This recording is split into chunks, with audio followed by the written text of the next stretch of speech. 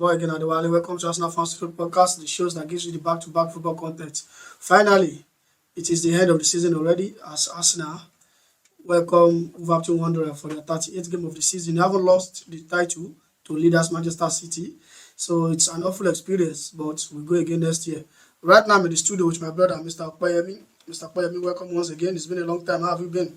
Thank you very much. Thank you for having me. It's always a pleasure to be here and discuss the event of this 2023 Premier League and the lights of every other fixtures of Arsenal.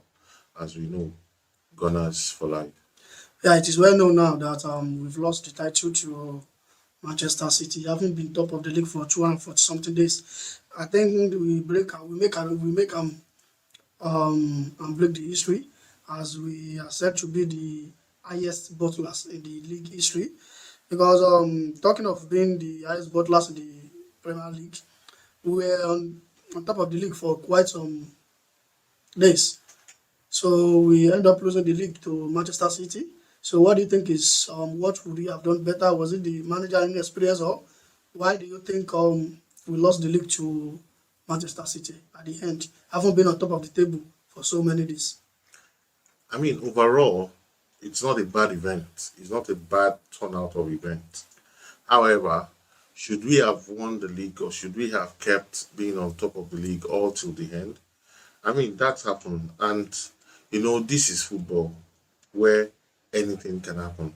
But, I mean, if you look at it, we can say it's the complacency of the player that maybe they felt that it could be an auto run, just the same way they started without acquiring much more skill or probably being rigorously trained, for the other fixtures that were ahead of them was why that led to, all those results that we now saw in the likes of the draws and also the loss, in this later game towards, till the end of the season. However, the best we can always adopt is that this could be a management issue because, yes, we had injuries, fallout that actually tell a lot. So it means that when we have a lack of Saliba out of the game, then the pillar that holds a team is gone. You can't keep doing that. Eventually, it will turn out that, you who plays the piper dictate the tune, and then you find out that the likes that what's it called the likes that we have in any player now today, just like Shaka, will feel like if I'm not there, they would never have done better. You see, so I believe that if the manager or the management team had a good foresight, they could easily have known or pointed clearly that in a place where this performance is being attacked by a deficiency player. We saw in the early season how Jesus was out of the game, and it was as if we had a replacement. Yeah, in Nketiah, and we were still getting the goals. Yeah, Do you understand? And people really didn't feel the gap. the absence of Jesus. Yes. But when we saw the light of Saliba out, we now saw that we actually didn't have a wall of defense at all. Yeah. Do you understand? Gabriel didn't do better in these last fixtures. I cannot say Gabriel didn't do better. I think I will put that on Mikel Arteta. I haven't known we need to have a very competent backup. That is the problem. Looking at Manchester City bench, if you see, you look carefully at their bench, you will see they have another competent, you understand, replacement for each of their first 11. The problem with Arsenal is we normally have first 11. We don't have a nice backup for them, you understand? When Jesus got injured, we were in Nketiah will not be able to keep up to the task. But it was so the team was playing that even in Nketiah, if he doesn't score, the rest of the teams is going to score. You understand? But looking at the time William Saliba got injured, you understand? I think we have a competent replacement for Saliba in Gabriel White and in Benjamin White. You understand? White should have gone back to his natural position in the centre back, and maybe had it been this Japanese guy was not injured, Takiro Tomiyasu was not injured, we would have been saying this. Yeah, you understand? He would have actually gone back to his natural position. So I think I cannot say lack of experience, you understand, in the manager or the players. I can say squad depth actually killed us, and the pressure from the press and journalists killed the Arsenal titles. You understand? Hope. But fine, we lost it already. That is well known to the whole world now, as Man City have won it 4 times in a row now. But 2 years ago, Arteta actually said that last season we were in phase two, and phase two we were about to qualify for the Champions League, but we end up in Europa League. And he said this is the phase third. So what do you think the phase four is going to contain? Well, the thing is that it's an high hope now. First off, I want to believe that with the outcome of this particular league as we speak, eventually it will open the eyes of the management to know that there is a huge gap that needs to be, to be filled up. And in getting those gaps being filled will be that there will be technicalities into those arsenals that you would use in replacing those players. Like you said, Arsenal is used to having a first 11, and they will stick to it from A to Z. Saka was worn out. Saka was completely worn You out. mean Xhaka or Saka? Saka had Bukayo Saka. Okay. He was completely worn out.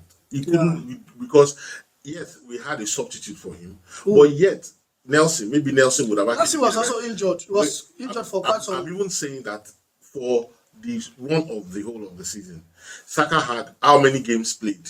He played almost all the games. almost all the games. Yes. You see, that definitely would also wear such player out. Yeah. Okay. If you cannot actually have a game where you can actually pull this person back and say, you know what, you sit, let's have this other person try out, and let's see the zeal of the young stars. Do you understand? Nobody knew Nelson could even do those wonders he did until he got us the last goal against Bournemouth. Yeah. Do you understand? But And people were saying it's just like he only had 2 good games in this whole season. He was injured for most of the season. Do you know? And then the thing is that nobody knew about the injury. I didn't know about the injury, for example. But I'm saying that the few fixtures that he came, Yeah. he was relevant. Yeah, he did quite all right. He Yes, did very quite all right. So if you have had shooters of those kind of talents, to even explore the zeal, do you understand? It will let you know that where anybody sits on Old Glory, thinking I am the high and mighty of this team, you can easily cut their ego down or their pride down, just like we had in the likes of Shaka that made us to lose out that made us to draw the game with Liverpool. But If Saka could display those kind of, look at it, there are some things that happened with player. I think I saw a fixtures where De Bruyne and Guardiola were having an altercation, yeah, he said, "Fuck you." and both of them, the thing is that they understood each other's language. Yeah. De Bruyne wasn't feeling high and mighty of his team, that if I'm not here, I cannot get results. De Bruyne was rather telling his coach, fuck off. We got the grip. We're going to get it out. You see, and what happened? They got it. Yeah. Do you understand what I'm saying? So it tells you that there is a language that is well spoken of the player and also of the management. But the we don't difference have- in the experience wise, Manchester City had such experienced player over us. You understand? They had such power. Because looking at our first 11 compared to them, most of our first 11 would not even start in Manchester City first 11. Do you understand? But like the question I asked earlier, he said this is the phase 3 of his Arteta's program. Management. You understand? So now, what do you think phase 4 will entail? Like I said, I believe that the high opener is here. Everybody knows what is needed to be done. Also want to believe that Arteta has also tried in this third phase, because he's actually got us to even where we didn't even think we were going Yeah, to get because to. we've missed out on Champions League for like Yes, 6 years now. our projection was that we were going to be in the top four, Yeah. and we landed the second Sports, yes, position. yes. So That's very, I mean that's quite promoting, and if we can get the objective views to give support for his year mark, I mean his fourth year running, to be sure that okay, yes, you can at actually least we're have, Champions League. you are now in Champions League. Yeah. What can you get out of this? And then engage with the full support. I don't think Ateta is actually doing badly. So Because- you and see, I even actually have- even having lost the title to Manchester City, you see like Arsenal still has a good season. If we had not lost to Manchester City, who else would they have lost to? Yeah, they seems to be the best team in the whole world now. If they can beat Real Madrid the way they did, so So yeah, I mean, it's not a those loss. guys actually So tried. if we have a running mate to who is the best, I mean, you will be shining that your name is actually in the World of Fame. You know, the major reason why people are calling Arsenal butlers is because of the amount of days we spent on, you understand, the first. On the So first. people actually felt like, if you know you're not going to win it, why spend so much days on the, you understand? So, but I will not say it's a good or bad season for Arsenal. It would have been so nice had it been Ateta concentrate on other league. You get my point. He actually dropped off from Europa League and somewhat FA Cup because of this Premiership. You understand? He should have focused so much on Europa. Maybe we would have won something. You know, Man City, Manchester United now, they had a better season than us. Why? Even being at third on table, they were able to bring in another trophy, which is the Carling Cup, to Old Trafford. So do you think Arsenal had a good season compared to Manchester United? I mean, unlike our regular last six, like you said, a review back to back, maybe apart from the FA that probably we are known with, I think we've done better. The only thing that probably we did not go in our regular way is the FA that we missed out. It's our normal, it's becoming like an entitlement. And losing the FA and coming to become second after the world best team, I think is actually worth commending. I think it's a better season for Arsenal, and I hope that definitely coming the next season with the with the machineries that probably will probably be explored in teaming up to gaining that particular presence at Champions League. I want to believe that we will definitely. I'm really on the high hopes. Yeah, just like we are on the high hope at the beginning of the season, like we are going to win against. We're always at the actually. Yes, one thing people don't know is that we're always at the high hope because at every beginning of a season, if you look at the table, Arsenal is always starting first. Yeah, alphabetical order. Alphabetical order. So Yeah, you're right. it's not the first time we're always sitting in the top first. So we know that. And we're not bottling And it. we know But it. actually, this season we tried. I'm not going to lie. I'm not going to be. I just have to be positive because if we can go toe to toe against City with such player, understand? Because we have some players that are not supposed to be starting for Arsenal. I understand. Thank God now it is according to Daily Mail. It is like 98% completed now that Granit Xhaka is set to depart Arsenal. Hallelujah. Yeah, hallelujah. Yeah, you said hallelujah. So he's going. So who else among the first 11 do you think needs to go as well? Okay, first off, if I may, before I jump to that answering your question, there is no skill that is born. It is the discipline of training and acquisition of knowledge, all right, that makes you a better person than the other person. I want to believe that there is none that is not valuable. They've all paid their dues.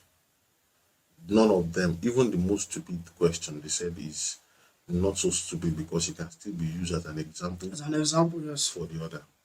So that said, in the whole of a team, I want to say, good jobs to them. However, because what needs to be done needs to be done. This is a game of football. It's an enterprise. a global enterprise that everybody is invested into. So, and we need performances.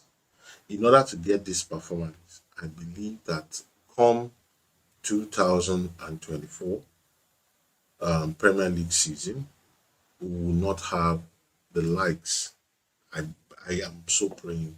We will not have the likes of Shaka. Thank No, God it's that gone. he's Shaka is already out of gone. the squad already. So If it's possible, also that Holding, yeah, holding has to Holding go. has to It's go. just like Phil Jones. He's not.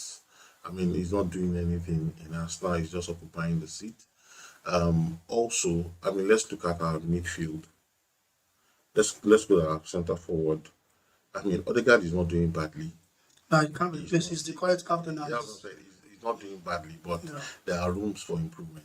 yeah, yeah. Definitely, there are rooms for improvement. We can't even say we can't put it all. I would really love if Odegaard can have the likes of Joe Felix with him in the centre forward. From Atletico. He's currently on loan But at he's known at Chelsea, Chelsea, yeah. and I don't think only if he chooses to stay at. If Arsenal should go for him, he will definitely come. But sincerely, if you have the two of them play together, Yeah. they would do a serious one. But do you think an attack. do you really think we needed a striker of Joao Felix type? That's one thing. It's more or less like Gabriel Jesus If to they- me. see, that people say that your Felix is a striker, even where it is, they point him as. I mean, sometimes they use Enzo, but I feel that Joe Felix is not. Joe Felix is just a centre forward person. In short, he plays more often from the wing. Yeah, because that's how he was used. That's how you understand what I'm saying. So, Atletico, yes. and he has the skill of to holding the ball. So, and if you look at it, his distribution are very good. Yeah, Unfortunately, he's a he good doesn't player. have he doesn't have a playmate with Yeah. his people there. Yeah, yeah. So if you have the likes of Joe Felix and Odegaard probably doing the distribution around the 7, Yeah. and Joe Felix probably doing the support and distribution around the 11. But if it's not going to be bought as a striker, it will be like an expensive buy for a winger. Because right now I don't think anybody can bench Martinelli. or Saka. But Martinelli is I'm sorry to say is like George Finidi. If you know the judge. I mean, he plays the wing very well, but I think he plays it mildly. He seems like a fickle. He runs like a fickle. I feel that if you want to have something grip and standing, Martinelli and Mane cannot be a winger and two compare together. Yeah, but yeah, you Because cannot compare them because because if you look at stability, yeah, look at agility, and then the rigidity of the player. I mean, Martinelli is just a fickle in that rate. because this guy we are talking about is just 21 years, going to 22 years. He's still young. Yes, Mane is 29, 30. That's why I said So he needs the a more lot. the more you understand, the more he plays, the older he gets, the more better he become. You understand? So right now we cannot. But if this season, with the hardship and difficulties of Premiership, he could come up with 15 goals. You understand? So I think he has a lot of rooms to improve. So Arteta, that I know, does like those youths and to have, you understand, he doesn't want to change his attacking force. He believed we lack a lot in midfield. You But understand? you cannot keep going. I mean, you can't use the same one rule to fit everything because over a period of time, that's exactly how we open up to complacency. So Martinelli will feel like the day he feels or underperform, you don't have any substitute for him. That's going to play again. So you understand what I'm saying? But when you run with people that you know that if you're not there, Yeah. you could actually be in the bench for like half of the season and become irrelevant. You Yeah, see, yeah, it will turn that competitive spirit up, and you would always want to be the one delivering. yeah, that still comes back to what I said. Like Arsenal needs competent replacement Yeah. for each of their first 11 Yeah, squad. exactly. But the question is, who do you think Arsenal is going to buy and will come and stay on the bench? If Arsenal had bought that Mikhailo Modric, do you think he's going to be on the bench for Gabriel Martinelli? This other guy that went to Chelsea, Mikhailo Modric. I know. I'm not even sure because even if you look at performance of Modric to Martinelli in this season, I don't know. Maybe it's probably the blue that is affecting Modric. I really don't think he even has any. In short, it was a very good thing that he didn't even come to Arsenal. I want to believe. So Chelsea were scammed. Because yeah, seriously, but maybe it was the blue, like I said, that actually affected him. We'll see next season We'll because see. they have new coach now in Pochettino. So hopefully we'll see the turnout eventually. However, I mean that said, the players that come in so far, Jorginho, Trossard, Zinchenko and Gabriel Jesus. and Gabriel. No, let's even put Gabriel on a different platter. These three players seems like we bought them and we bought them into substitute because they actually were supposed to be the pointer, the first. They're supposed to take the first take, but they are playing as though they are a substitute to like a pointer. No. I think you are getting it wrong. You are getting it wrong. I'm saying performance of each of these players. No. Zinchenko actually played most of the games this season. But it's not about hard work. It's about the result. He's one of our best players this season. Zinchenko. Yeah. By what statistic, please? By everything. When he plays. Do you know the number of goals that were conceded? But the same amount of goals we scored. Of course, he gave assists. The few games he missed, we lost. We could not even. We were outplayed in the midfield area when he didn't play. Yeah, go and check it. It is there. With or without him. No, Zinchenko is one of our best players this season. I disagree. I mean, one of your best players in Arsenal. I mean, is it the same Arsenal we watch on the TV? Of course. On the newspaper? Zinchenko is one of Arsenal's best players this season.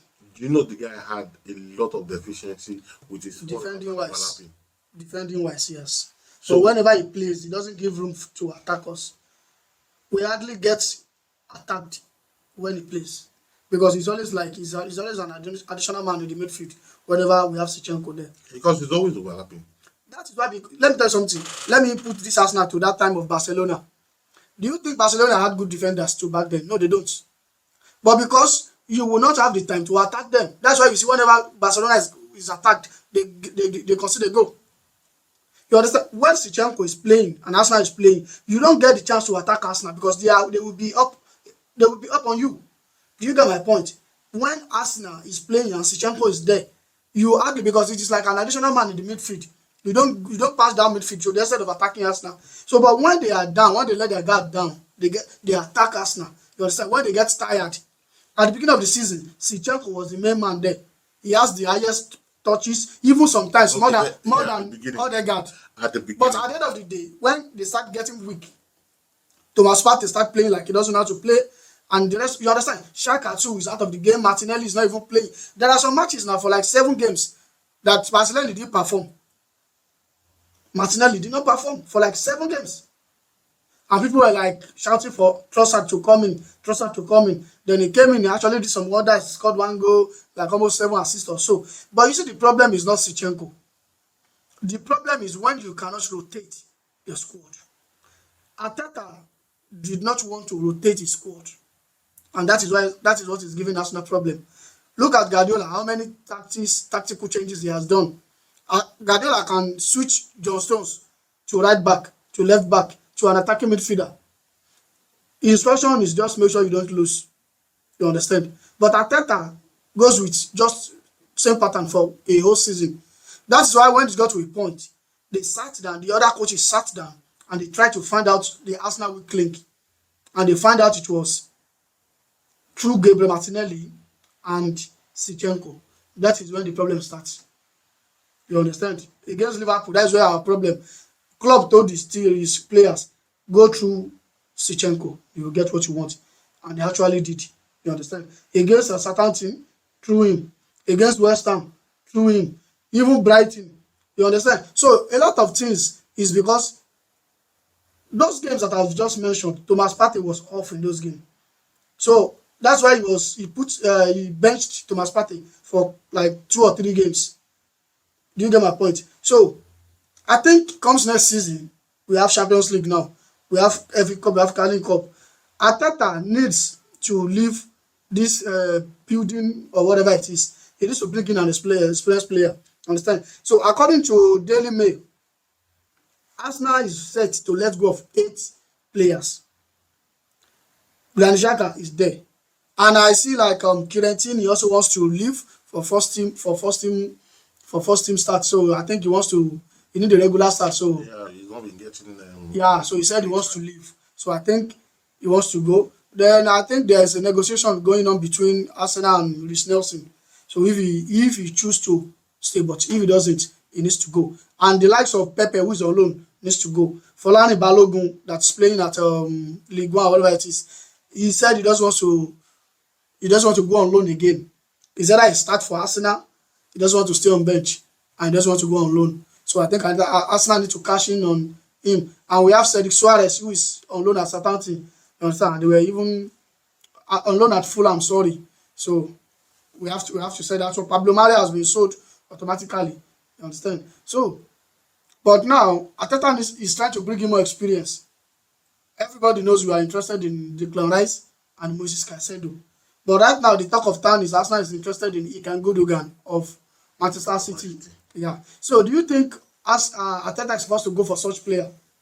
And do you think he will come to Arsenal? Well, okay, so let me start with why do you think he's not, or Arsenal will not be an option for Gundogan?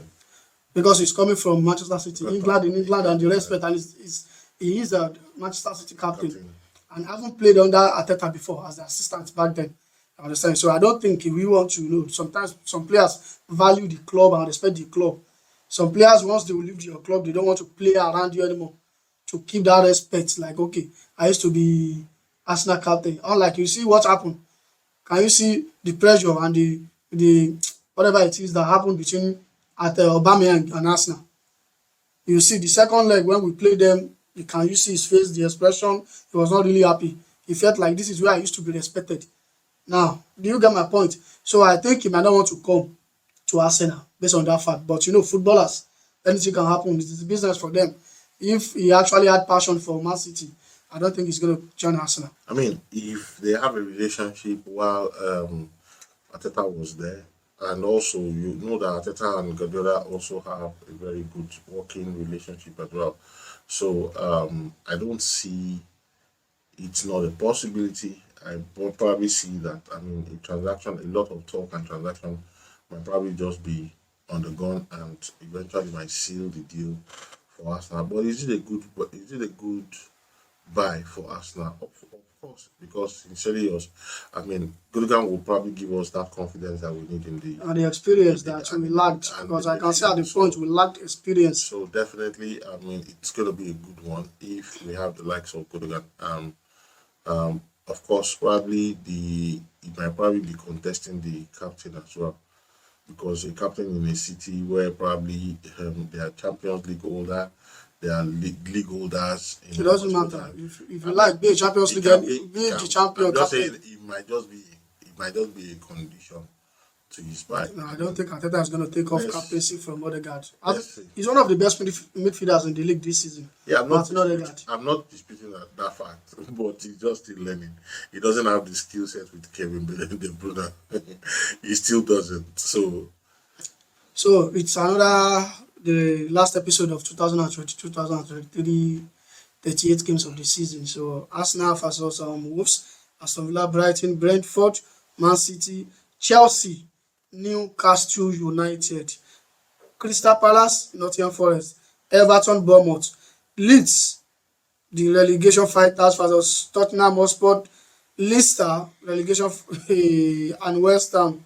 Manchester United, congratulations to them. They've qualified for the next year ever Champions League versus Fulham.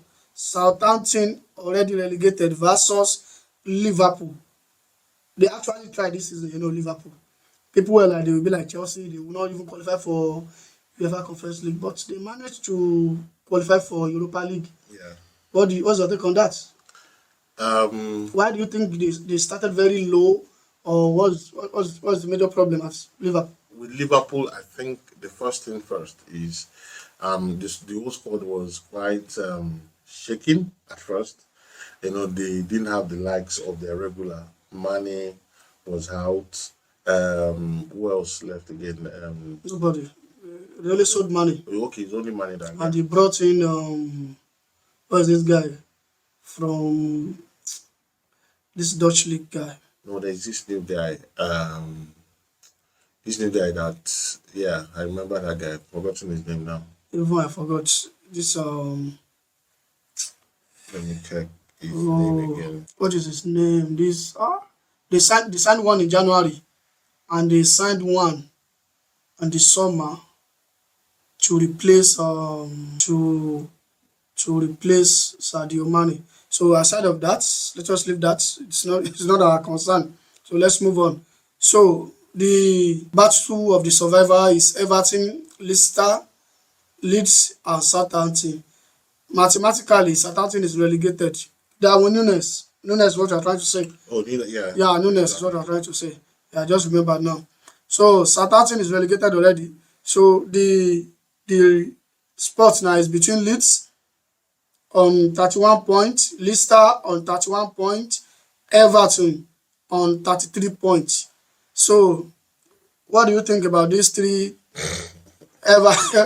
Everton 33 points. I really fear for Everton. Leicester 31, Leeds 31. So Nottingham Forest, I don't think they can be relegated. They are safe.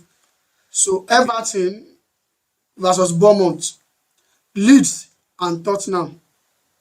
What's your take on that? Well, if you look at that borderline, the question with Leicester against West Ham, I mean, because Leicester would probably want to die.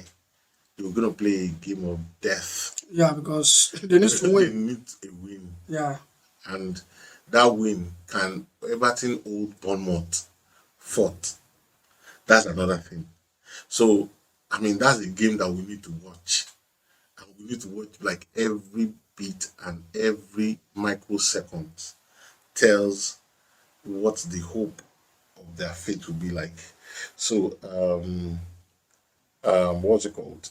I don't know. And the goal I difference feel is really not very good not so- against not so yeah, much. because there is minus 24 for Everton, minus 18 and minus 27 for Leeds. So I was even trying to say maybe a draw difference. for Everton might even see them take off. them off, no. But if they should draw That's a close call. They can't even go. With and that. the Leicester win, then that means they are going to be relegated because of the goal difference of minus 18 to minus 20. But Leeds United, do you think they'll be relegated I think Leeds are going back to where they came from? where they came from. They came with that zeal. And it's They- Leeds against Tottenham Hotspur. They got a spot. They almost got a spot. 2 seasons ago. Remember when they first came?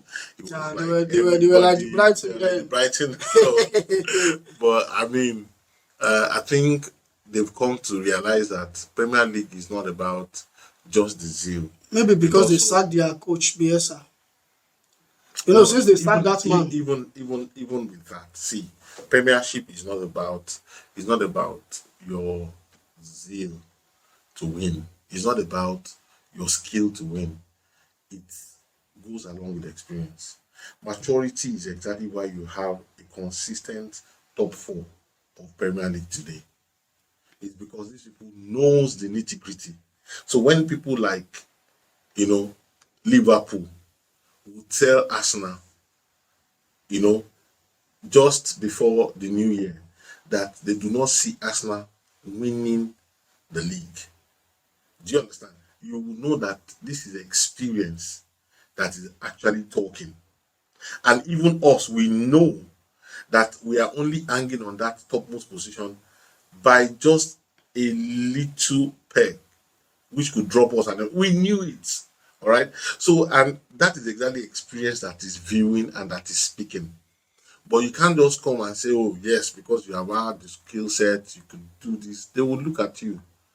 I mean, let's see how you run all this through.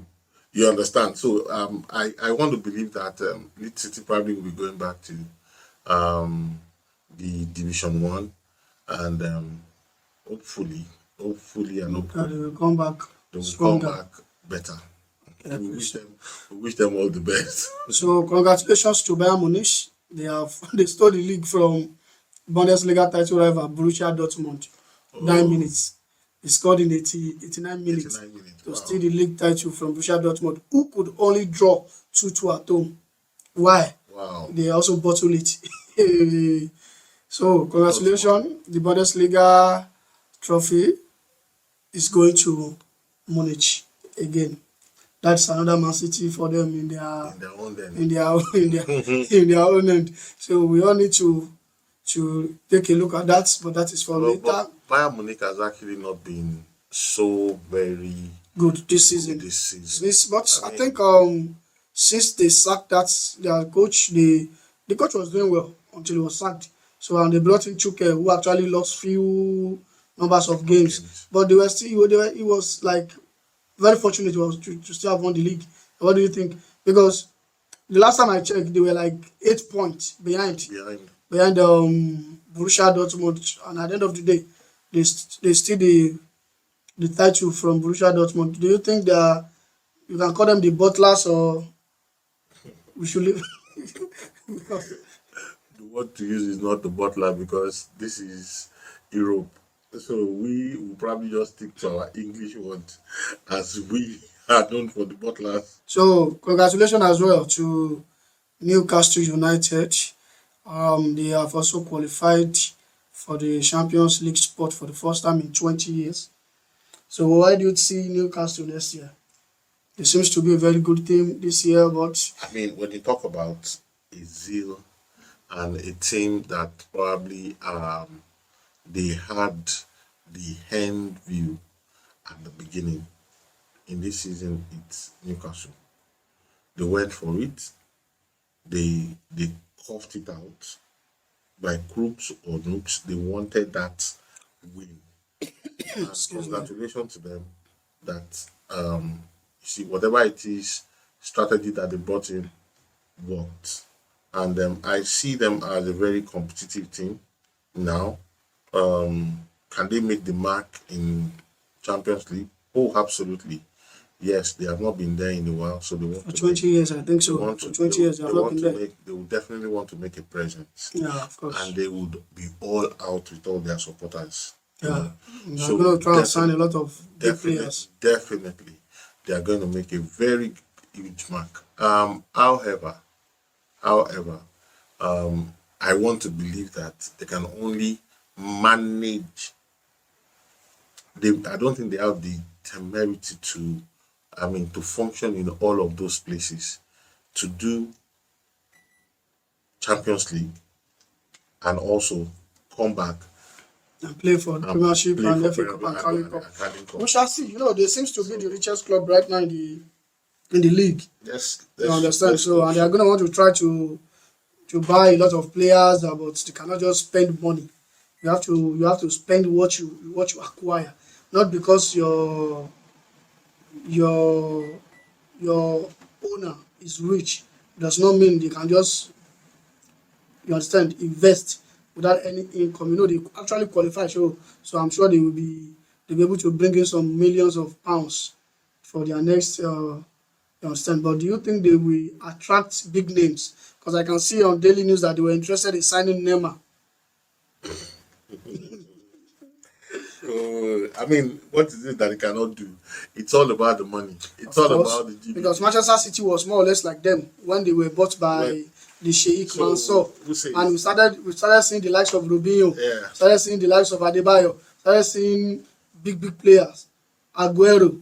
Until now, they became a regular Regular sports in Champions League. definitely this can also change the dimension, I believe. Can also change it completely for them. So we're hopeful that they will be able to, batch into the Champions League and also sustain their regular appearances in FA and also Premier come 2024. Okay, so let's go to Sunday and the final league of the season prediction. It is Arsenal versus Wolves. Wolverhampton Wanderer. What's your take on At that? this very junction, I'm tired of my projections with Arsenal. I think it's just safe to say maybe a draw and We usually win our last. At least they were the one we even. well, Okay, Everton last yesterday was with Everton. the turnout of events in this past We've fixtures, done well. Win or draw, win or lose. I really do not know what to say. So, in a very good way, to sound with all modesty and humility, I would really just give it a draw. So, if eventually they win, oh, we will definitely celebrate. But if it comes out it is a draw, I mean, we'll say that at least this is the least we can actually come up with. Yeah, second. So It's not. It's not. It's not like it's not winning, like it's not like going to win the trophy. So win or draw, it's okay. But I say Arsenal winning. Yeah, most matches we played at the end of the season is always like 5-0, 4-0. And Wolves, the last time we met them at the last game of the season, it was like almost 4. You understand? So I think I say Arsenal winning. Then it's Aston Villa, Brighton. Brighton have qualified for Europa League. Congratulations to them. they worked hard and they made it happen. I mean, if there is anything that we need to fight or that we need to be careful of, it will be Brighton. You can see that they have everything it takes to fight any big name down. In short, their focus seems to be like, we are here for your title. So any big top league holders should really be careful of this particular team. They always like that against the big teams, but they don't do well against their. But this time, no, they really fend for it. You can see, I mean, no lies, they came up. They're already here in the 6th position, give or take. I want to believe that they will probably be representing England very well in Europa. Just as West Ham did. Then on 7th position is Aston Villa, going for Europa League as well. So what's your take on that? Do you see them playing? Since Aston Villa is home under Unai Emery, they have been decent since the arrival of Unai Emery. What's your take on that? You know that Brighton is actually very physical. Aston Villa as well. So we are going to look out for a lot of cards in this game. We're going to look out for a lot of, fouls in this game. But at the long run, I do not see Aston Villa. Home. Yes, I do not see them. I don't see. I'm telling you, head to head, I want to believe that Brighton is going to probably be dealing with them and probably walk away with maybe a goal or 2 away. Well, I see something different to your opinion. Aston Villa is always good at home. I'm telling you, Brighton will be defeated. And I see Aston Villa winning 3-1. Why? Because of who are who? What is special in Brighton? Okay, let's leave the talk till the fixtures arrive now. So Yes, I'm seeing Aston Villa win. Brighton cannot go and defeat Aston Villa at Villa Park. That is it. So it is Brentford versus the league winners, Manchester City. Brentford is going to be without their star man, Ivan Toney, who has been banned for 8 months 8 months for gambling, for betting allegations of crime or whatever it is. So he's not going to be playing. So Man City haven't won the league already. Do you see them winning, or do you think you just like whatever it is? This is not a game that you could also look away from. Brentford also need to probably make a mark for themselves. They're on the 9th position in the table, and they also want to make a good ground. But for the Man City people, I want to believe that Guardiola will probably take this match as a training ground, just to exercise and be preparatory for 2024. You know that I want to also go for UEFA Conference League, so they used to fight very well, and they are a very physical team. You have to. Even if okay, well, maybe if Aston Villa draw, even at that, even if they draw, okay, yeah, if they draw, they might be able to. So you see, they are going to take it serious. They might. Why Man City must be careful. Any injury to any of their star player, Champions League is there for them.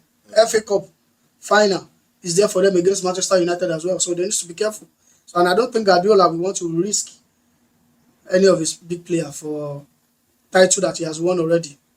So I see Man City narrow win, 2-1. I mean, with the way with the stakes, with the stake of what Brentford had or would have to be fending for. I mean, this might actually go to Brentford with maybe 1-0. I don't think Brentford there's confidence But booming. let's see.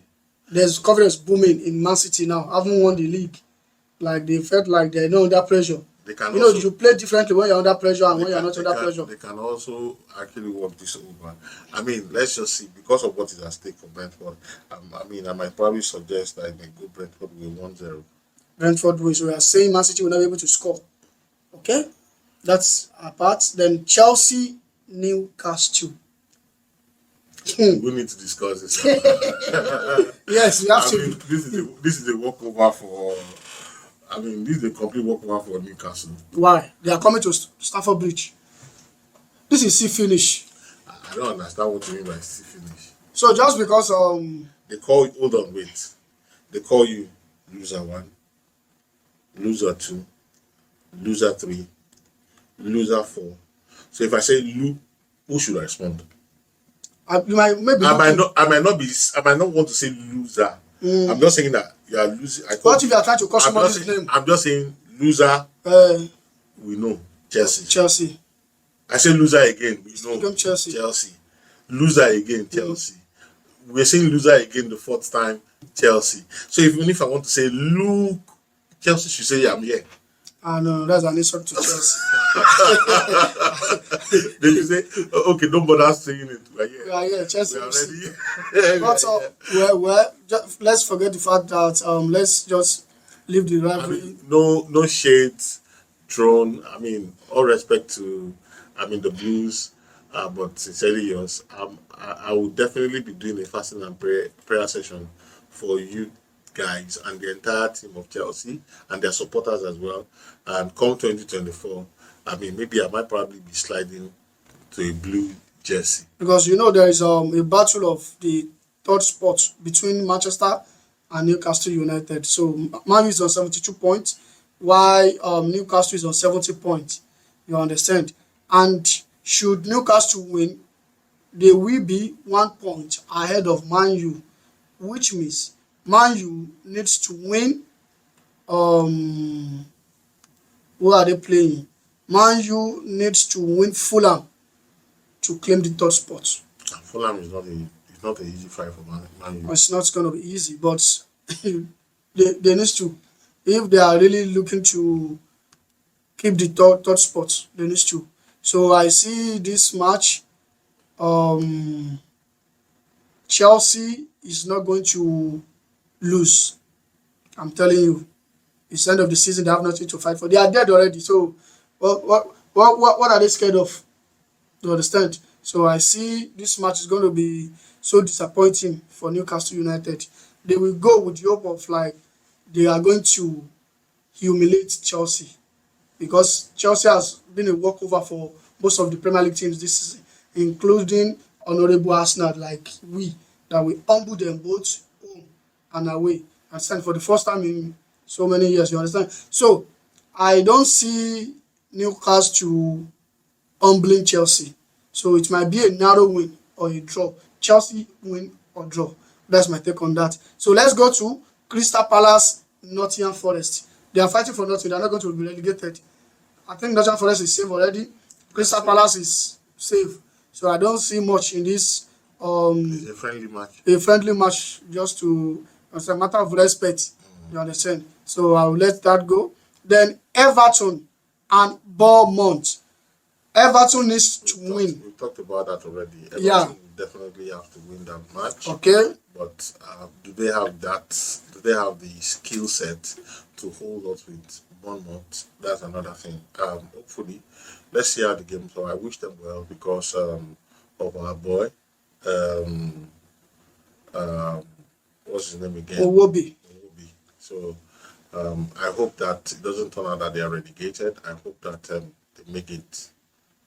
So my support will be for Everton. Sometimes prayer doesn't. My support. I know. I'm just saying prayer without an action. Yeah. So I'm just wishing them that they put their best up and that they come out with a win, and hopefully we'll still be playing together in 2024. Okay, that is up to them, not none of my own business. So we go Leeds home to Tottenham Hotspur. Tottenham haven't lost their last game. Might probably be this. Who is playing home? Leeds is at home, Oh, okay.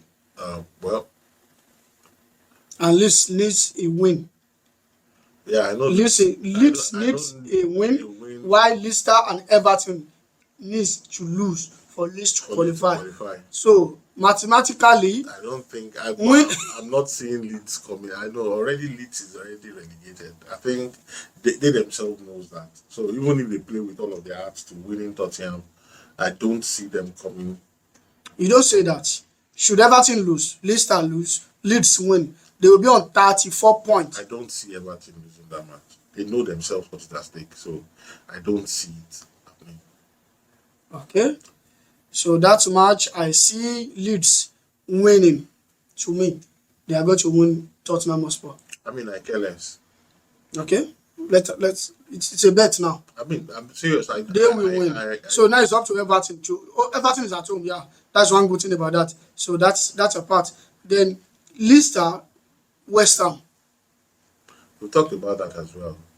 I said that it's a fierce battle. I don't think even if Leicester come up to their best of it, Everton is already there, and I don't think they will want to fall. But if they lack that, um, that tenacity to pull through, then I'm sorry, maybe it will be a game for Leicester eventually. Because a draw for Everton and a win for Leicester, that means Everton is going down because they are on 31, 33 points. So, and the goal difference is minus 18 and 24 with the high one on Everton. So it's going to be, they need to, it's a must win. If Everton needs to, you understand, Everton needs to win. If not, they will be relegated. And should Leicester be relegated, they are going to lose a lot of players. Tilleman is a free transfer. You understand? James Maddison is admired by Arteta now. So they have a lot of players that will be going. They have, I think in DD we want to go. The likes of Iheanacho, he wants to go as well. So I wish them whatever luck they deserve. Then United Fulham. I see Manchester United winning, but it's going to be a difficult one. So I see Manchester United winning, while Newcastle is going to draw. So I want United to keep that third spot. Why? I just want them to be there. That's a part. Then it is Southampton already relegated against Liverpool, who is on the course of Europa League for the first time since the arrival of club. I mean, it's better that they should also go taste what it is like with all the. Yeah, they left behind. Yes. They will have to feel how Arsenal and then come from felt. behind again. Let them come again from behind. That's actually how you appreciate, that top. Those who are below you. Yeah. So let them go. So of course Southampton is already dropped. So No, it's relegated already. So they have, but there is those nothing- teams that usually have nothing to lose always end up putting problem on On those their- with expectation. So he that is down in fear no fall. That is it. Because they are down already. They need someone to come along with them. You understand? So I see Liverpool humiliating and dehumanizing them, and the likes of Walcott, I'm so sorry you have to go. Arsenal will pick a few players in Southampton. You understand? Because there's this guy Walker Peters of their defender. I think he's a good guy to buy. So that is that. So before we put an end to this show today, let's talk about the outgoings and incoming. I know we've talked about them a few minutes ago, but we need to clarify it. Xhaka is going, and the likes of Nelson, Chiellini wish to go. We have to sell Pepe and some others. But now we are going to be in Champions League. Who do you think Arsenal really need to sign going to the market? Well, let's see the turnout of this relegation team, and maybe from there we'll probably be able to shuffle some of the best skill. I mean, you mentioned Madison. Madison is also a very, very good tactical player. Yeah, it's a good player. Tilleman is there as well. Tillman is there. He's interested in Arsenal. Even if the likes of Ndidi and Gabriel seems to be like almost the same performance, I'm sure that it will be very useful in a substitute of others. I don't want Ndidi at No, Arsenal. no, no. I'm just saying that we don't definitely. I'm just saying about the players that you can shuffle out of Leicester City. And if you're looking for a striker as well, Iheanacho has actually did his best in this season. I mean, that 2006 or no, 2000 and what year was that? When The Leicester 2016. 16, yeah. Yeah. So Iheanacho he will be a good striker, and of course, I believe that a good team also will be buying him over. If eventually Leeds also, I'm sure there are also the player that you can actually shuffle as well. So I mean, let's see the turnout of what we have that we can shuffle from. Then we can actually come back and now start discussing what and where our hope or our high should be on in terms of who to buy in and who is also going out. Yeah, we talked about people that are going out interested in leaving, and of course, I mean, we will not bat an eye if eventually they leave. But I'm saying the season is just ending. There will be some very good break before the transfer windows are widely open. And in that time, we can always break down to look at how we can shuffle into teams that probably are relegated or probably jumping leagues from Italian to what's it called, to English Premier League, or from Spanish League to English. I think we are interested in Moise Caicedo. Like I said earlier, Declan Rice is going to be a very big battle between the top four teams. Manchester United is interested in him, and as well Mason Mount of Chelsea, who has refused to extend his contract at Stamford Bridge. Arteta is an admirer of Mason Mount, but to me, there's this guy at Lazio, Milinkovic Savic. I think that guy is going to be a good player for us. We need a strength in the midfield. You understand? Not just. I think we've had enough young players. We are the second youngest team in England. You understand? English Premier League this season. So I think now we need to add that's our back and the midfield. You understand? We need to control it with experience. Then we can leave those young lads to attack. You get my point? So I think he should. According to West Ham now, they said they were willing to let go of Declan Rice for 120 million. That is too much for a player who has never been in Champions League before. Thank God they were in UEFA Conference League this season. So for a player of Declan Rice, I don't think it is is a good idea for Arteta to spend it 120 million. English players are always like that, you understand? So, and Moises Caicedo too, they actually turned down our offer of 70 million in January window. So I think should Arsenal go back with 70 or 75, it should be a good signing. And since Xhaka is going, Maddison or Tielemans will be a very, very good addition to the squad because we don't have any squad depth, and that is our problem. And should we continue to make such mistake, then it's going to keep telling on Arteta, is it lack of spending or inexperience? Because now we need somebody, you understand? We need a prophet to come and take us and release us from the captive of Guardiola.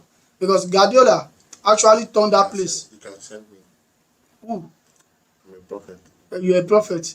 What were you looking? Why Arsenal lost the title to Man City? Hey, no, nobody asked me. You are an Arsenal fan now. You should be patriotic enough to know what to do. No, Jesus didn't tell me anything. Jesus didn't tell you. Maybe you should ask Martinelli. If Jesus did not tell you anything, maybe you should ask Martinelli. All right, ladies and gentlemen, that's all for today. Thanks for watching along with us, both on YouTube and on TikTok. I appreciate you all. Don't forget to like, share, comment, and subscribe to my channel. And don't forget to be my follower on TikTok as well. Thank you so much. Bye-bye.